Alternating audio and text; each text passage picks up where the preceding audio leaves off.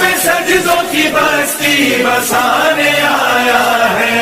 آ گیا دیکھو آ گیا حسین کا سجاد، حسین کا سجاد. ولی یہ رب کا ولی ہے حسین کا سجاد، خفی کا عکس جلی ہے حسین کا سجاد، علی کی طرح علی ہے حسین کا سجاد. عبادتوں کا صلوات محمد وآل محمد، اللہم صلی علی محمد وآل محمد وعجل فرجہم. 4 مصرعیں مولا سجاد کے حوالے نظر پیش کرتا ہوں. آئے سجاد جو خود بات کے تلوار کے ساتھ،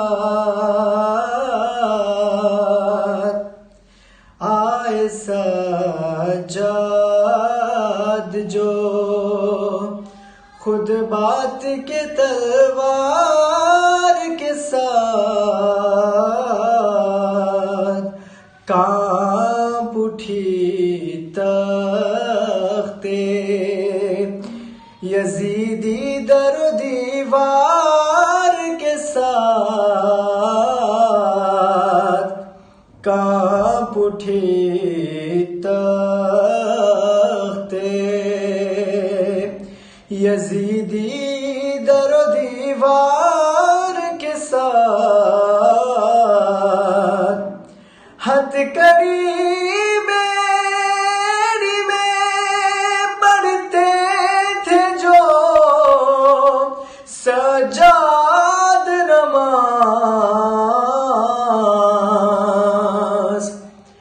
ہتھ قریب میری میں پڑھتے تھے جو سجاد نماز.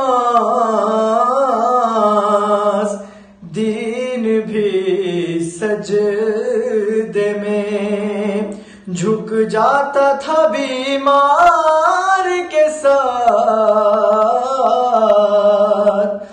ہتھ قریب میری میں پڑھتے تھے جو سجاد نماز. دین بھی سجدے میں جھک جاتا تھا بیمار کے ساتھ.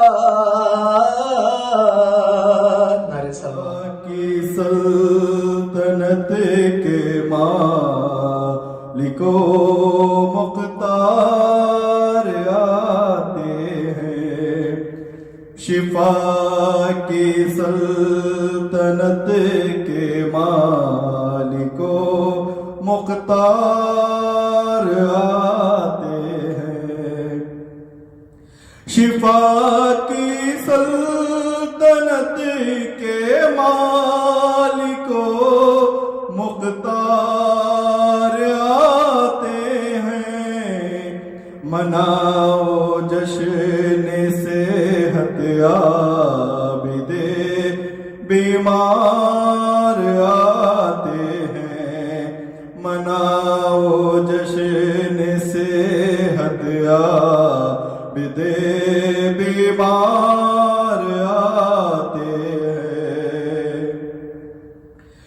بدن پر زخم جب زنجیر سے ہر بار آتے ہیں، بدن پر زخم جب زنجیر سے ہر بار آتے ہیں. عیادت کو میری خود عابد بیمار آتے ہیں، عیادت کو میری خود عابد بیمار آتے ہیں. شفا کی سلطنت کے مالک کو مختار آتے ہیں گلوئے سید سجاد میں توق گلا کب ہے گلوئے سید سجاد میں توق گلا کب ہے ارے پہن کر کربلا سے جیت کا وہ ہار آتے ہیں پہن کر کربلا سے جیت کا وہ ہار آتے ہیں لہد میں یہ فرشتوں نے کہا سجاد کے شاعر لہد میں یہ فرشتوں نے کہا سجاد کے شاعر تجھے شاباش دینے حیدر کرار آتے ہیں تجھے شاباش دینے حیدر کرار آتے ہیں شفا کی سلطنت کے مالکو مختار آتے ہیں علی کو جب کبھی مشکل میں آواز دیتا ہوں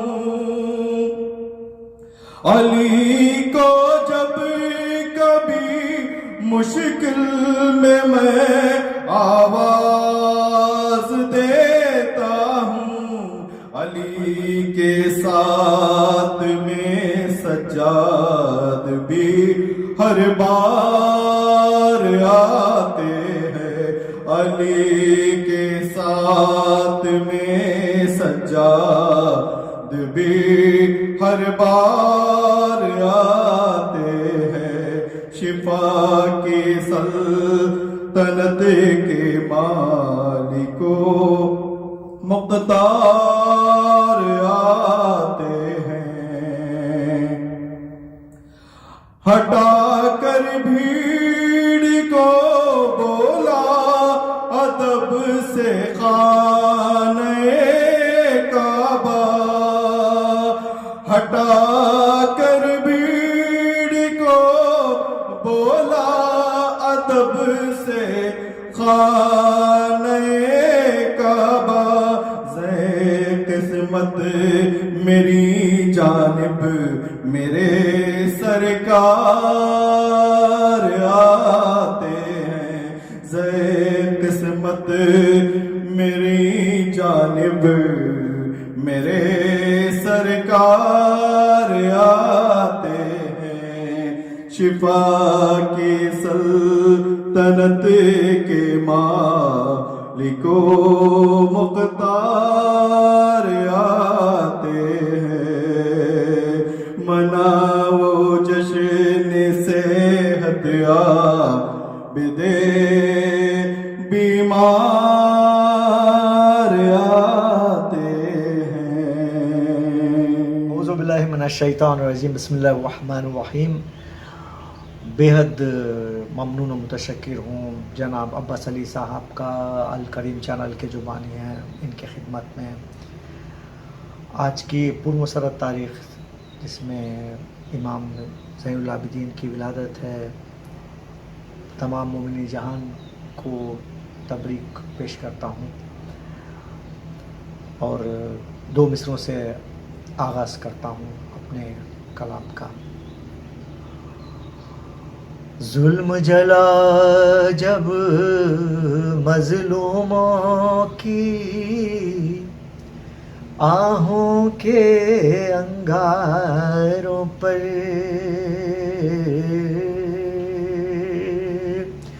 اور تلواروں کے لاشیں دیکھے ہم نے خون کی دھاروں پر،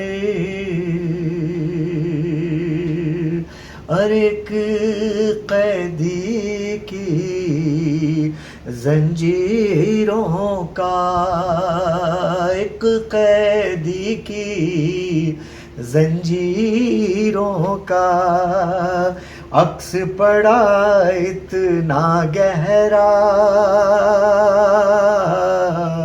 اور قرآن کی تفسیر ملی ہے زندہ کی دیواروں پر، ظلم جلا جب مظلوموں کی۔ اور منقبت کے چند شعر۔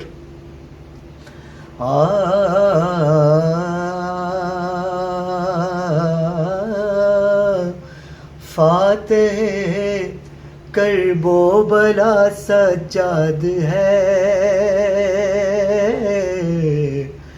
فاتح کرب و بلا سجاد ہے، فاتح کرب و بلا سجاد ہے،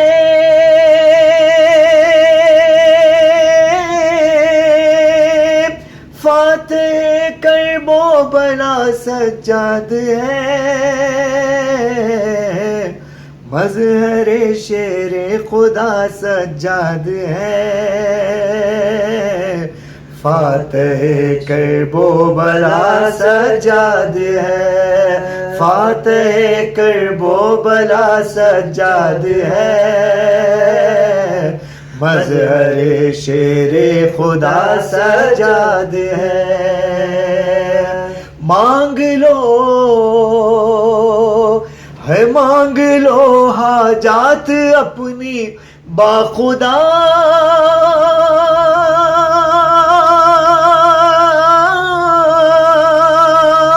مانگ لو حاجات اپنی باخدا، ہو بہو مشکل کشا سجاد ہے، ہو بہو مشکل کشا سجاد ہے۔ شعر پہ خاص توجہ چاہوں گا۔ جن کے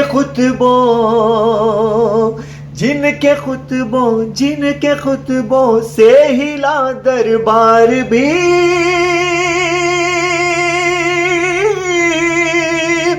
جن کے خطبوں سے ہلا دربار بھی، ایک زینب دوسرا سجاد ہے،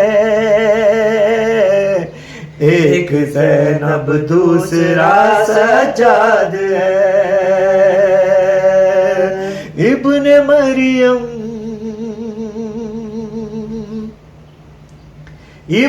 مریم کی شفا اپنی جگہ،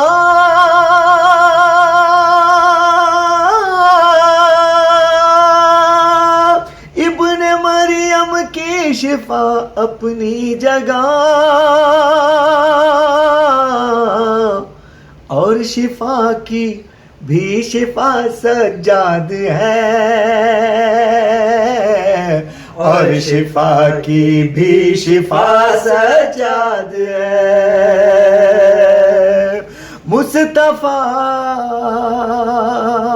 مصطفیٰ حسنین و زہرا اور علی،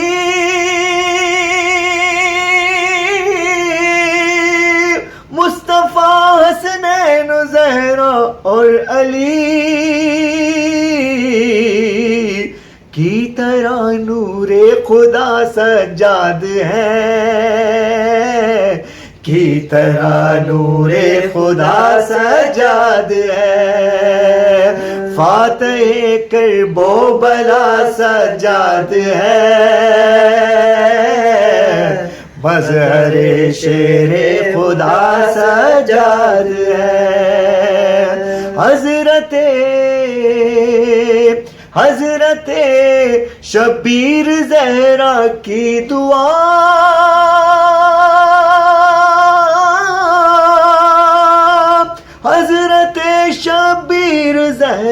کی دعا اور زینب کی دعا سجاد ہے، اور زینب کی دعا سجاد ہے. آخری شعر ہے. بندگی سے ہے، بندگی سے، بندگی سے آشنائی کیوں نہ ہو،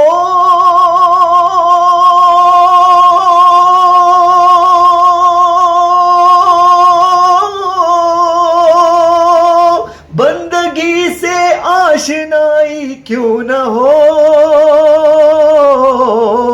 ہر قدم پہ رب نما سجاد ہے، ہر قدم پہ رب نما سجاد ہے، فاتح کرب و بلا سجاد ہے، مظہر شیر خدا سجاد ہے.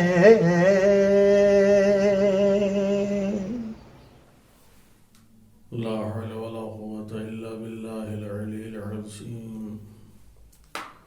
أعوذ بالله من الشيطان الرجيم. بسم الله الرحمن الرحيم. الحمد لله والصلاة والسلام على رسول الله وآله وآل الله، واللعنة الدائمة الباقية على أعدائهم وأعداء الله. أما بعد، فقد قال حق سبحانه تبارك وتعالى في كتابه المبين وهو أصدق الصادقين: وما خلقت الجن والإنس إلا ليعبدون. آج کی اس مبارک تاریخ کے موقع پر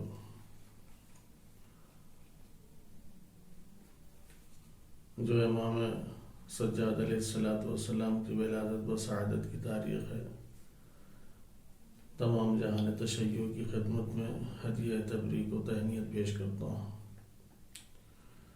اس دعا کے ساتھ کہ خداوند عالم ہم سب پہ امام سجاد علیہ السلام کی سیرت کو اپنانے کی توفیق عنایت فرمائے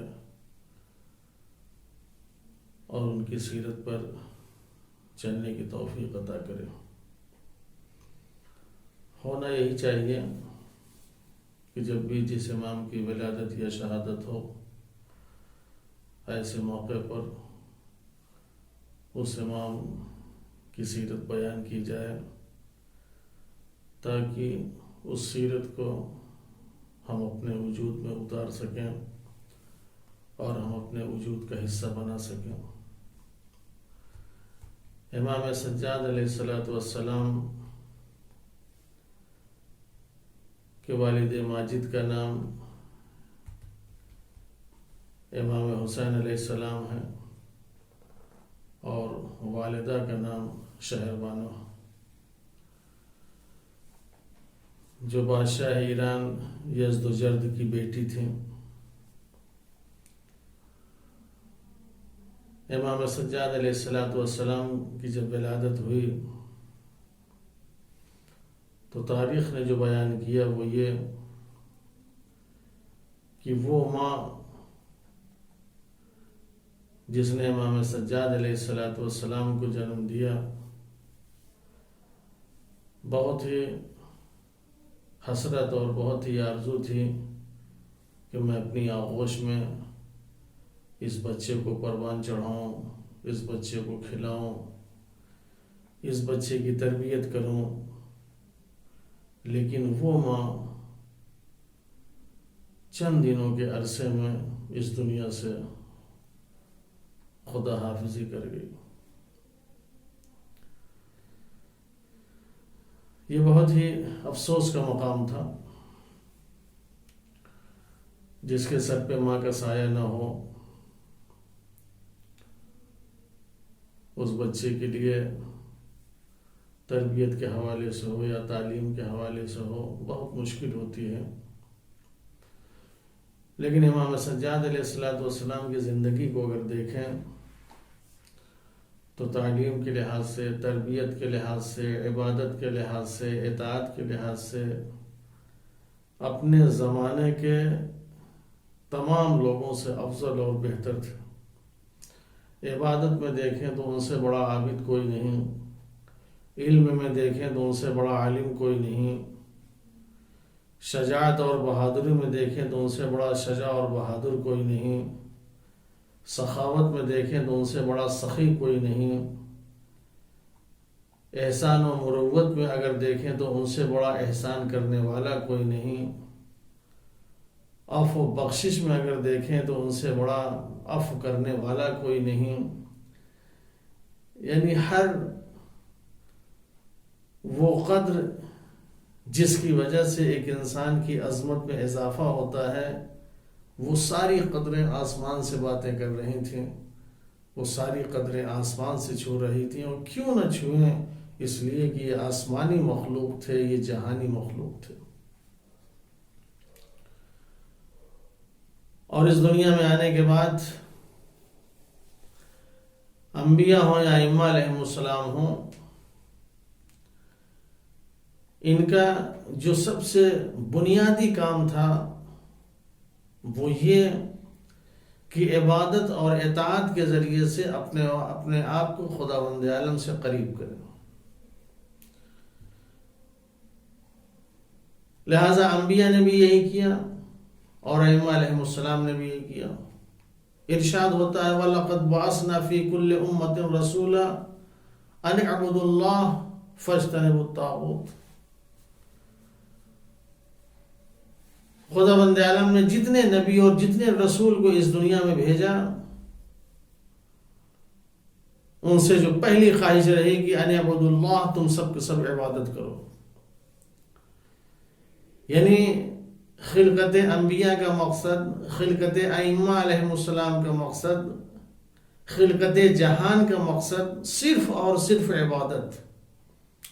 یا جیسے دوسری جگہ ارشاد فرمائے کہ وَمَا خَلَقْتُ الْجِنَّ وَالْإِنسَ إِلَّا لِيَعْبُدُونَ، ہم نے جنات اور انسان کو نہیں پیدا کیا مگر صرف اس لیے کہ وہ میری عبادت کریں۔ یعنی جناتوں کو ہم نے پیدا کیا کہ وہ ہماری عبادت کریں، انسان کو ہم نے اس لیے پیدا کیا کہ وہ عبادت کریں۔ لیکن یہ عبادت مقصد خلقت نہیں تھا،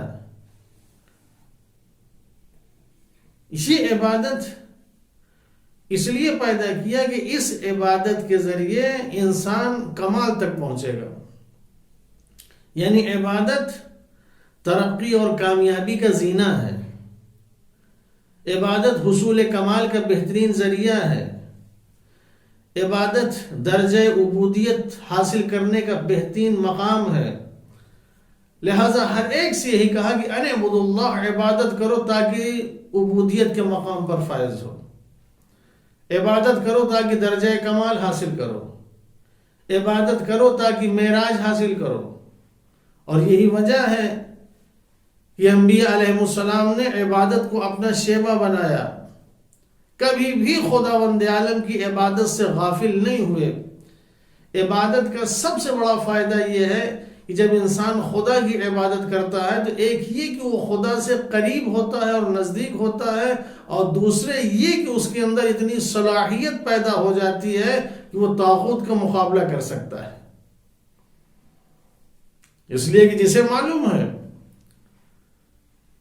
کہ ہم خدا کی عبادت کرنے والے ہیں، خدا کے علاوہ کوئی اور نہیں ہے، اس سے بڑی کوئی طاقت نہیں ہے، اس سے بڑی کوئی قوت نہیں ہے، سب سے زیادہ قدرت اسی کے پاس ہے، تو ظاہر ہے جب انسان کے نزدیک ذات الہ ہوگی تو پھر طاغوت کی کوئی حیثیت نہیں ہوگی، ظالم کی کوئی حیثیت نہیں ہوگی، بڑے سے بڑے ظالموں کو ٹھکرا دے گا، بڑے سے بڑے طاغوت کو کچل کے رکھ دے گا، اس لیے کہ اس کو معلوم ہے کہ صرف اور صرف ہمارے نزدیک اگر کوئی بڑی ذات ہے تو وہ ہے خداوند عالم کی ذات۔ جس کا اس چیز پر یقین ہے، جس کا اس چیز پر اعتبار ہے، جس کا اس چیز کے اوپر بھروسہ ہے، یقیناً وہ قوم ہمیشہ طاغوت کو اپنے پیروں تلے رونتی رہتی ہے، ہمیشہ طاغوت اور ظالموں کو اپنے ٹھوکروں میں رکھتی ہیں۔ آج ایران نے، حزب اللہ نے اسرائیل ہو یا امریکہ ہو، ان سب کو اپنی ٹھوکروں میں رکھا ہے. اس لیے کہ ہم ایک خدا کے ماننے والے ہیں، وہ خدا جو ان اللہ علی کل شیء قدیر ہے، جو قوی اور عزیز ہے. اس سے بڑی طاقت کسی کے پاس نہیں، اس سے بڑی قوت کسی کے پاس نہیں ہے. لہذا جتنی بڑی سے بڑی طاقتیں ہیں سب کو آج اس نے ٹھوکر میں رکھا ہے. عبادت میں بڑی جان ہوتی ہے، عبادت میں بڑی تقویت محسوس ہوتی ہے، عبادت میں انسان قوت حاصل کرتا ہے. قرآن مجید میں ارشاد ہوتا ہے وَاسْتَعِينُوا بِالصَّبْرِ وَالصَّلَاةِ. دیکھو اگر تمہارے سامنے کوئی مشکل آ جائے، کوئی پریشانی آ جائے، تو تم صبر اور صلات کے ذریعے سے خدا سے مدد مانگو. نمازیں پڑھو، دیکھو خداوند عالم کیسی قوت عطا کرتا ہے. نمازیں پڑھو، دیکھو خداوند عالم کیسی تمہیں طاقت عطا کرتا ہے. وَاسْتَعِينُوا بِالصَّبْرِ وَالصَّلَاةِ. جب بھی کسی مشکل میں گرفتار ہو، جب بھی کسی مصیبت کا شکار ہو، تم فوراً خداوند عالم کی عبادت کرو، نماز پڑھو، صبر سے کام لو. دیکھو یہ نماز، یہ روزہ، یہ عبادتیں، یہ صبر تمہارے اندر کتنی تقویت پیدا کرے گا، تمہارے اندر کتنی قوت پیدا کرے گا، جس کے ذریعے تم ظالم سے مقابلہ کر سکتے ہو، جس کے ذریعے تم طاغوت سے مقابلہ کر سکتے ہو. ہر نبی نے اس کو وسیلہ بنایا، اور یہ اتنی اہم چیز تھی، اتنی اہم چیز تھی کہ ہر نبی نے ایک تو خود اس کے اوپر عمل کیا، دوسرے یہ کہ اپنی اولاد کو بھی اس کی طرف متوجہ کیا، اس لیے کہ وہ اس راز سے واقف تھے کہ عبادت میں کیا ہے. آج بھی والدین اپنی اولاد کو اسی چیز کی طرف متوجہ کرتے ہیں جب اس چیز میں انہیں کچھ اچھائی معلوم ہوتی ہے، بھلائی معلوم ہوتی ہے، جب اس کے ذریعے سے کوئی فائدہ انہیں محسوس ہوتا ہے، تبھی اولاد کو تاکید کرتے ہیں بیٹا دیکھو اس کام کو نہ چھوڑنا، اس کام کو نہ ترک کرنا، اس لیے کہ اسی میں تمہاری اچھائی ہے، اسی میں تمہاری بھلائی ہے. انبیاء علیہ السلام نے جن چیزوں میں اچھائی اور بھلائی دیکھی، ان میں سے ایک چیز یہ کہ نماز، سب سے پہلے نماز. لہذا شروع میں جب اپنے بیٹے کو وصیت کرنا چاہے تو پہلے یہی کہا بیٹا نماز پڑھو. اور جب اس دنیا سے جانے لگے اور اولاد کو جمع کیا، جمع کرنے کے بعد جو وصیت کی، اس وصیت میں سب سے پہلی وصیت یہ ہوتی بیٹا دیکھو میرے بعد تم نماز سے غافل نہ ہونا، تم نماز پڑھنا، کیونکہ اس کے ذریعے سے تم بہت کچھ کر سکتے ہو.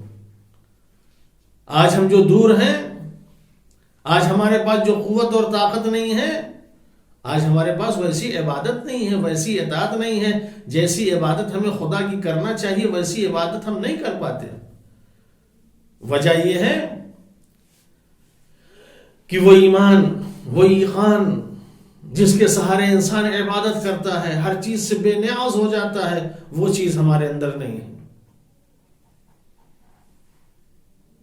انبیاء علیہ السلام کی نمازیں دیکھیں، نماز کیا، وہ مقدمہ نماز یا ائمہ علیہ السلام کی نماز دیکھیے.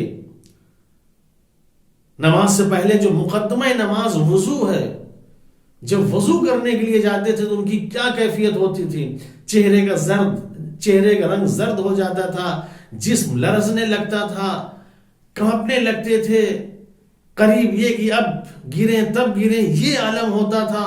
کسی نے پوچھا کہ بھی آپ وضو کر رہے ہیں اور وضو کرتے وقت آپ کی یہ حالت کیسی؟ کہا تمہیں معلوم نہیں میں وضو کیوں کر رہا ہوں؟ خدا سے قریب ہونے کے لیے، نماز پڑھنے کے لیے. اب میں خدا سے قریب ہوں گا تو ظاہر ہے خدا سے قریب ہونا آسان نہیں ہے، اس لیے میرے اوپر لرزہ طاری ہے. وہ خوف الہی، جو انسان خدا سے ڈرتا ہے وہ کسی سے نہیں ڈرتا. جس کے اندر خدا کا خوف ہوتا ہے اس کے اندر کسی اور کا خوف نہیں ہوتا، وہ ڈرتے ہیں. وہ تو نماز کے عالم میں کیا عالم ہوگا؟ جس نبی کو دیکھ لیں، امام کو دیکھ لیں، نماز پڑھتے ہیں تو کیسے پڑھتے ہیں. حضرت علی علیہ السلام کی نماز دیکھیے، امام حسن علیہ السلام کی نماز دیکھیے، پیغمبر اسلام کی نماز دیکھیے. ان نبیوں اور اماموں کو جو مقام حاصل ہوا ہے وہ عبادت اور عبودیت کی وجہ سے حاصل ہوا ہے. یا ایھا المزمل قم اللیل الا قلیلا، میرے حبیب رات میں کھڑے رہو مگر ذرا کم، یہ تمہارے پیروں میں ورم آ جا رہا ہے۔ جناب سیدہ کھڑے ہو کے نمازیں پڑھتی تھی، پیروں پہ ورم آ جاتا تھا۔ امام علی علیہ السلام کے پیروں پہ ورم آ جاتا تھا، امام سجاد علیہ السلام کے پیروں پہ ورم آ جاتا تھا۔ اتنی دیر تک کھڑے ہو کے نماز پڑھتے تھے کہ پھر اتنی ہمت نہیں ہوتی تھی امام سجاد علیہ السلام کے اندر کہ بستر پہ جا کے لیٹ جائیں۔ اتنا تھک جاتے تھے کہ مصلی سے بستر پر پہنچنے کے لیے پھر کھسکتے ہوئے جاتے تھے۔ یہی وجہ سے ان کے اندر اتنی قوت تھی، اتنی طاقت تھی، ورنہ کوئی اور ہوتا۔ کربلا کے جو حالات تھے، کربلا کے بعد کوفہ کے بعد شام، اور ان تمام حالات کو دیکھ کے وہ وقت سے پہلے مر جاتا، لیکن امام سجاد علیہ السلام نے سارے حالات کا مقابلہ کیا صرف انہی تمام چیزوں سے قوت حاصل کرنے کے بعد، کہ کوفے کی منزلیں بھی سر کر لیں، شام کی منزلیں بھی سر کر لیں، ساری منزلیں طے کرتے گئے، دربار ہو، بازار ہو، سب کچھ وہ طے کر دیا، لیکن کبھی امام سجاد علیہ السلام کو کچھ نہیں ہوا۔ یہ قوت کہاں سے آئی، یہ طاقت کہاں سے آئی، یہ انرجی انہیں کہاں سے ملی؟ یہ بارگاہ خداوندی سے۔ جب انسان خداوند عالم کی ذات سے متوسل ہوتا ہے، جب اس کی عبادت کرتا ہے، جب اس کی اطاعت کرتا ہے، تو خداوند عالم ان تمام چیزوں کو اس کے اندر وطیت کرتا ہے، اس کے اندر وہ صلاحیت اور وہ قابلیت پیدا کرتا ہے۔ میں قوی ہوں، میں تمہیں قوت عطا کرتا ہوں، میں قدیر ہوں، میں تمہیں قدرت عطا کرتا ہوں کہ تم ہر چیز سے مقابلہ کر سکتے ہو۔ یہ حالت ہوتی تھی نماز کے عالم میں۔ اسی لیے ہر امام نے وصیت کی اپنے اولاد کو، دیکھو نماز نہ ترک کرنا، نماز کو نہ چھوڑنا، یہ تمہیں برائیوں سے بچائے گی، یہ تمہیں انرجی عطا کرے گی، یہ تمہیں قوت اور طاقت عطا کرے گی، لہٰذا اس کو محفوظ رکھنا۔ امام سجاد علیہ السلام کی عبادت،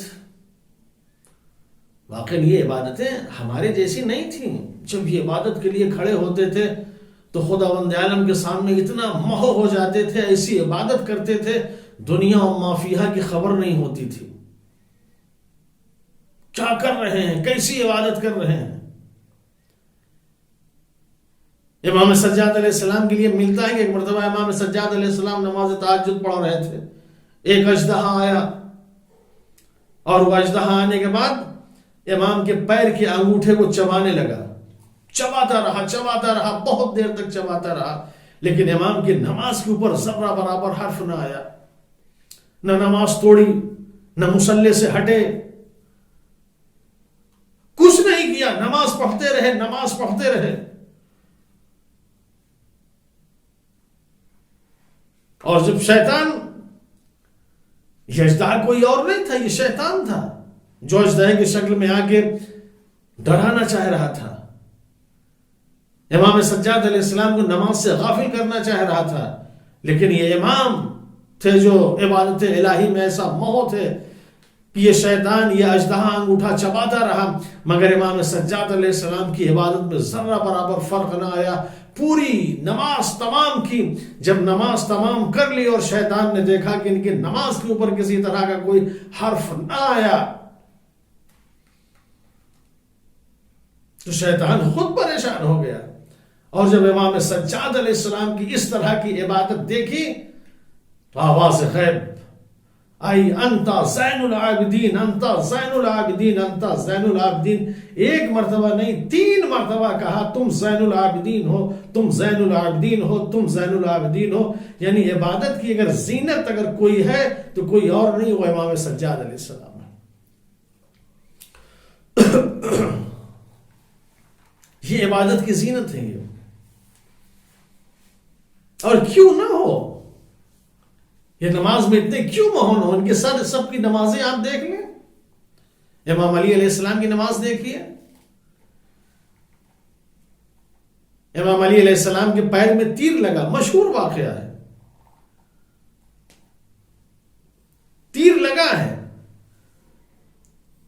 لیکن اتنا شدید درد ہے کہ جب بھی آپ کے پیر سے تیر کوئی نکالنا چاہتا ہے، امام تڑپ جاتے ہیں، کوئی تیر نہیں نکال پاتا، پریشان ہے کہ پیر سے تیر نکالا جائے تو کیسے نکالا جائے۔ پیغمبر اسلام کے سامنے لوگوں نے یہ مدعا پیش کیا، یا رسول اللہ، علی کے پیر سے تیر نہیں نکل رہا ہے، جب بھی تیر نکالنے کی کوشش کی جاتی ہے اتنی تکلیف اور اتنا درد ہوتا ہے کہ علی برداشت نہیں کر پاتے، لہذا تیر نکالنا مشکل ہے، کیا کروں، کیسے تیر نکالوں؟ کہا ایسے نہیں، اگر علی کے پیر سے تیر نکالنا ہے تو اس وقت نکالو جب علی نماز کے عالم میں ہو۔ اور یہی کیا، جب حضرت علی علیہ السلام نماز کے لیے کھڑے ہوئے، خدا کی عبادت میں مصروف ہوئے، تو لوگوں نے موقع پا کر امام علی علیہ السلام کے پیر سے تیر نکال لیا۔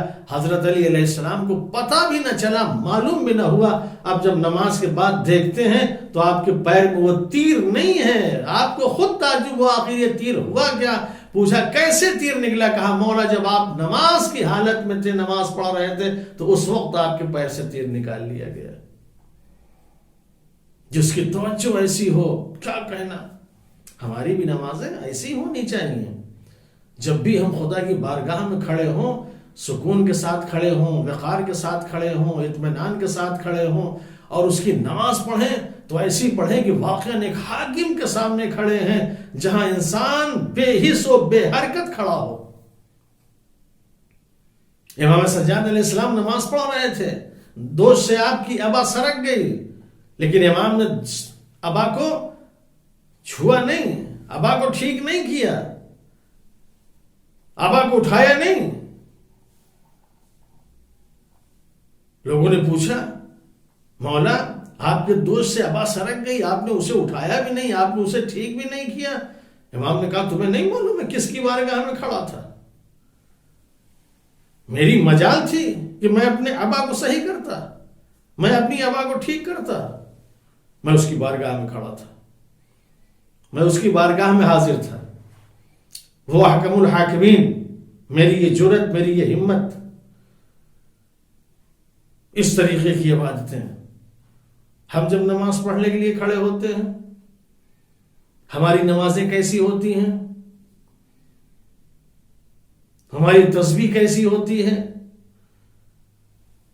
اتنی جلدی جلدی نمازیں ادا ہوتی ہیں کہ واقعاً ایک حرف بھی زبان سے صحیح ادا نہیں ہو پاتا، ایک رکن بھی ہم صحیح سے ادا نہیں کر پاتے، اور نماز ہماری تمام ہو جاتی ہے، نماز ہماری ختم ہو جاتی ہے۔ جب ایسی نمازیں ہوں گی، اور جہاں نماز کے لیے کھڑے ہوئے طرح طرح کے خیالات، طرح طرح کی چیزیں ذہنوں میں آنا شروع ہو جاتی ہیں، دنیا ہمارے ذہنوں میں گردش کرتی رہتی ہے، جس کے لیے نماز پڑھتے ہیں اس کا تصور تک نہیں آتا کہ اس سے ہم کیا کہہ رہے ہیں، کیا باتیں کر رہے ہیں۔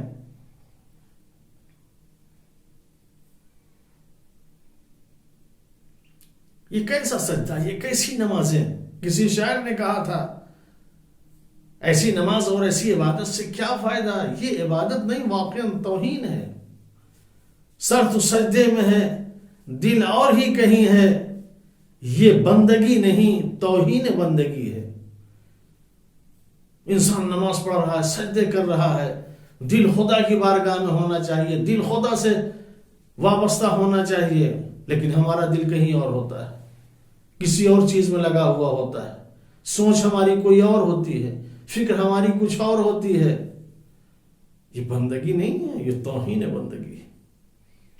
جب اس طرح کی بندگی ہوگی تو ہم کس مقام پر ہوں گے، ہم کس مرتبے پہ ہوں گے، ہمارا کیا مقام ہوگا؟ یہ ہمیں سوچنا ہے، یہ ہمیں فکر کرنا ہے۔ عبادت یہ راز کامیابی ہے، کامیابی کا راز، ترقی کا راز عبادت ہے، نماز ہے۔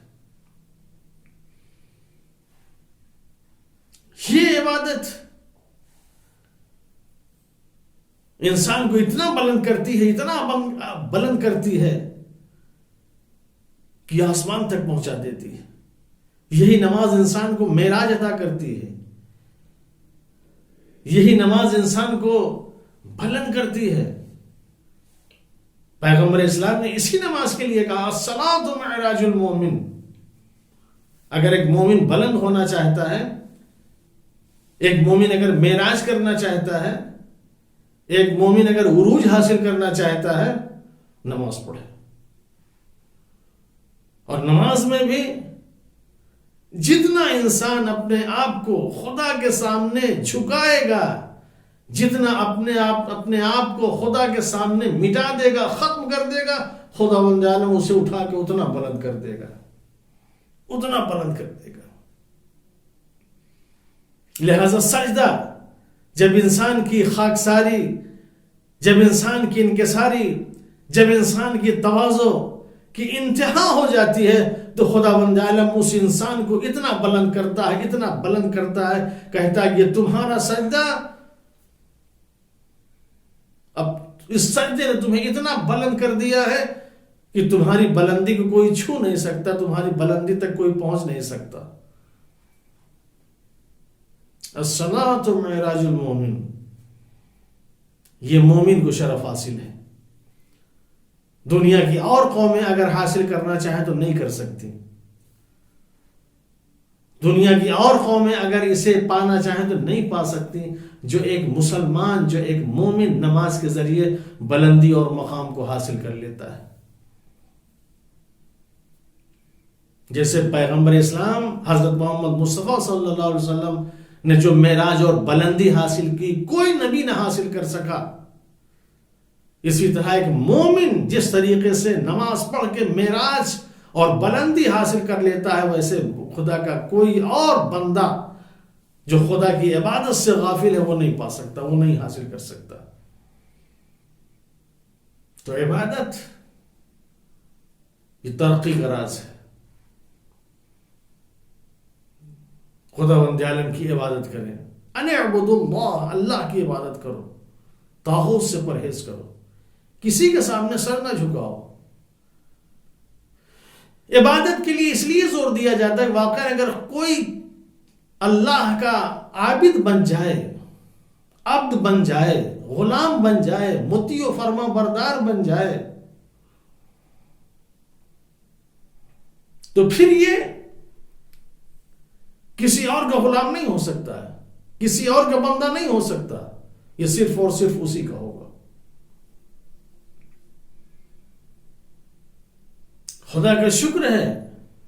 افسوس یہی ہوتا ہے آج جو ہمارے سامنے اتنی مشکلیں پیش آ رہی ہیں، مسلمان ٹھوکریں کھا رہا ہے، تباہی کے کگار پر ہے. کیا تباہ ہو رہا ہے؟ کگار کے انسان تباہ ہو رہا ہے مسلمان، صرف اس لیے کہ اس نے خدا واحد کو چھوڑ دیا ہے. وحدت بہت بڑی چیز ہے. اس نے کہا میں ایک ہوں. خدا بہت سے ہو سکتے تھے، لیکن اس نے جو ہمیں پیغام دیا ایک خدا کے دیا. صرف اور صرف میں، کسی کو میرا شریک بھی نہ بناؤ. لا تشرک باللہ ان الشرک لظلم عظیم. کسی کو بھی اللہ کا شریک نہ بنانا، اللہ کا شریک نہ قرار دینا، یہ شرک بہت بڑا ظلم ہے. تم اپنے نفس کے اوپر ظلم کرو گے، تم اپنے سماج کے اوپر ظلم کرو گے، معاشرے کے اوپر ظلم کرو گے. اس لیے اگر خدا کا شریک کسی کو قرار دے دیا، خدا کا شریک کسی کو بنا دیا، تو یقیناً ایک خدا کو چھوڑ کے دوسرے کے پیچھے لگ جاؤ گے. نتیجے میں تمہارے یہاں اتحاد نہیں رہے گا، تمہارے یہاں اتفاق نہیں رہے گا. لہٰذا سب کو چھوڑو، ایک خدا کو مانو. اور سب نے اگر ایک خدا کو مان لیا تو ظاہر ہے جب انسان ایک خدا کو مانے گا تو سب مل کے ایک ہوں گے. سب کے یہاں اتحاد ہوگا، سب کے یہاں وحدت ہوگی، سب کے یہاں ایکتا ہوگی. اور جس قوم میں اتحاد ہو جائے، ایکتا ہو جائے، وحدت ہو جائے، تو یقیناً اس قوم کو نہ کوئی توڑ سکتا ہے، نہ کوئی موڑ سکتا ہے، نہ اس قوم کو کوئی ہلاک کر سکتا ہے. آج اگر ہمارے ساتھ مشکلیں آ رہی ہیں، اگر ہم ہلاک ہو رہے ہیں، تباہ ہو رہے ہیں، برباد ہو رہے ہیں، تو وجہ یہی ہے کہ ہم نے خدا واحد کو چھوڑ دیا ہے. جس خدا کی ہم عبادت کرتے تھے، اسی خدا کی عبادت اگر ایک سمجھ کے کریں کہ اس کے جیسا کوئی خدا نہیں ہے، یہی سب کچھ ہے، اسی کے اوپر بھروسہ کرنا ہے، اسی کے اوپر ایمان رکھنا ہے، اسی کے اوپر توکل کرنا ہے، تو کبھی یہ مشکلیں پیش نہ آتی۔ لیکن آج ہم جو یہ ٹھوکریں کھا رہے ہیں صرف اس لیے کہ اس ایک کی عبادت نہ کر کے ہم اور دوسرے لوگوں کی عبادت کر رہے ہیں۔ نتیجے میں ہماری زندگی، ہمارا سماج، ہمارا معاشرہ، ہمارے ملک، ہمارے شہر آج خطرے میں پڑے ہوئے ہیں۔ امام سجاد علیہ السلام کی اس ولادت کے صدقے میں ہم یہی کریں کہ ہم خدا واحد کی اگر عبادت کرتے ہیں تو سب سے پہلے تو ہم اس کی عبادت کریں، نماز پڑھیں، اپنے اندر عبادت کے ذریعے قوت و طاقت پیدا کریں، اور اگر ہم نے اس کی عبادت کر لی اور سچا عبد اور اچھا بندہ اگر ہم اس کے بن گئے تو یقیناً ہم سب کے سب متحد ہو جائیں گے، ہم سب کے سب ایک ہو جائیں گے۔ اب جب سب متحد اور ایک ہو جائیں گے تو دنیا کی کوئی طاقت نہیں ہے جو ہمیں ذلیل کر سکے، ہمیں رسوا کر سکے۔ امام سجاد علیہ السلام کی خدمت میں ہم سب یہ معروضہ پیش کریں کہ مولا ہم سب کو ایسی عبادت کی توفیق دیں کہ خدا واحد کی ہم عبادت کریں، اور اس عبادت کے ذریعے ہمارے اندر اتنی قوت اور طاقت پیدا ہو جائے کہ ہم ایک ہو کر پوری دنیا کا مقابلہ کر سکیں۔ وآخر دعوانا ان الحمدللہ رب العالمین۔ قد رہ کر کیا اسلام کو غازی میں نے، نمازوں کو بنایا ہے نماز